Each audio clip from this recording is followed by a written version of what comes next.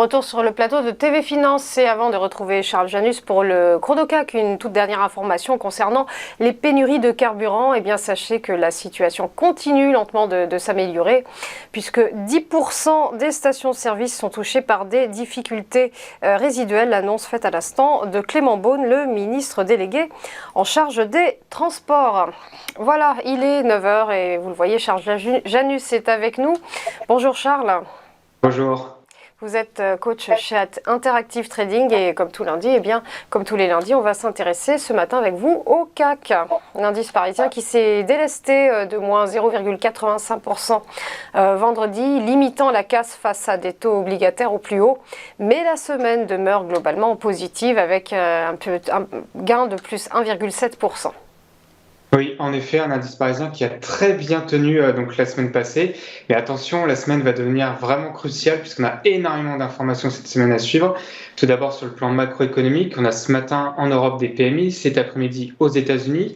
On va avoir jeudi la réunion de la Banque centrale européenne qui doit normalement délivrer 75 points de base de hausse. C'est ce qu'attendent en tout cas les opérateurs. Et puis vendredi, on aura une statistique d'inflation, le Core PCE Price Index aux États-Unis. Donc beaucoup d'informations macroéconomiques, mais la micro n'est pas en reste puisque beaucoup de publications sont aussi attendues aujourd'hui en Europe et aux États-Unis et tout le long de la semaine. On va avoir notamment, par exemple, pour les pétrolières ExxonMobil, pour la tech, on va avoir Apple, Amazon, Alphabet qui vont publier également. Par exemple, dans la consommation, ça va être Coca-Cola ou 3M. Donc on voit des grosses pondérations, des grandes capitalisations qui devraient faire jurisprudence pour leur secteur et donc qui devraient normalement donner le souffle à la baisse ou à la hausse pour les prochaines semaines sur les indices après ces publications. Il y a 3 éléments à regarder dans ces publications d'ailleurs. Tout d'abord, est-ce que le dollar impacte ou pas ces sociétés, à la fois négativement ou positivement? Ça va dépendre si on est exportateur ou pas. Également, est-ce qu'on a toujours de la consommation? Est-ce que la consommation américaine commence à se tendre ou pas après la politique monétaire américaine qui s'est bien resserrée?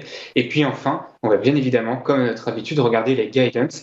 Est-ce que les sociétés sont plutôt positives pour l'avenir ou pas? Est-ce qu'elles sont capables de passer des hausses de prix à leurs clients afin de préserver leurs marges? Toutes ces questions vont devoir être répondues cette semaine et les investisseurs vont regarder donc de très près ces publications. Alors maintenant, si on s'intéresse à l'indice parisien plus précisément, on peut constater tout d'abord, comme vous l'avez dit, qu'il tient très bien. Même si on voit que la séance de vendredi a été un petit peu plus difficile, on peut, pour les techniciens en tout cas, noter que c'est plutôt positif. On a eu une longue mèche, donc on voit bien la présence des acheteurs. Et en fait, après 15 jours de marché, ce qu'on peut constater, c'est qu'on a eu une hausse. La semaine passée, ensuite, on a eu une petite stabilisation, donc dans ce qu'on pourrait appeler en fait un drapeau. Et pour l'instant, on a ce drapeau sous cette résistance avec cette longue mèche vendredi. Donc pour l'instant, les biais sont toujours acheteurs puisque le drapeau, en langage technique, c'est une figure de continuation, de poursuite de la tendance. Or, la tendance de court terme est haussière pour l'instant. On a également aussi une moyenne mobile à 20 périodes qui est en train de se retourner à la hausse. C'est celle qui est affichée en orange. Et puis la bande de Bollinger Bâche, cette enveloppe en bleu, on voit qu'elle est en train de se refermer en bas. C'est aussi des facteurs acheteurs. Alors maintenant, en tant qu'opérateur, comment se positionner? Eh bien, il va falloir peut-être attendre des replis, toujours dans ce principe du drapeau. On va patienter qu'il y ait un repli vers la moyenne mobile à 20 périodes. Et puis, on va essayer d'acheter à partir de ces niveaux pour viser dans un premier temps un retest de la zone des 6100 points, qui a déjà été testé à plusieurs reprises, mais pas dépassé en clôture. Et c'est là, ça va être très important cette semaine, c'est de dépasser en clôture les 6100 points. Puis, une fois qu'on se sera enfin extrait de cette résistance, on pourra aller viser 6002 et ensuite la moyenne mobile à 200 périodes en journalier sur le CAC 40. Donc voilà, vous l'aurez constaté, cette semaine très importante, beaucoup d'actualités à suivre. Donc il ne faut surtout pas hésiter à regarder donc TV Finance, l'actualité, pour voir toutes les publications macro et micro en début de journée, en fin de journée. Et puis bien évidemment, toujours un biais acheteur pour l'instant sur l'indice parisien. On paye le repli au contact de la MM20 et puis ensuite on surveille le dépassement des 6100 pour aller viser, pourquoi pas, d'ici plusieurs séances, les 6200 points et la moyenne mobile à 200 périodes en données journalières sur l'indice parisien.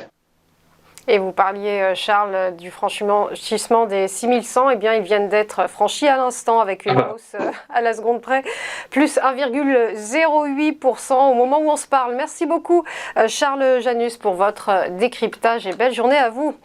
À suivre après une courte pause, quelles valeurs vont se distinguer aujourd'hui? Eh bien, vous saurez tout avec les Market Movers.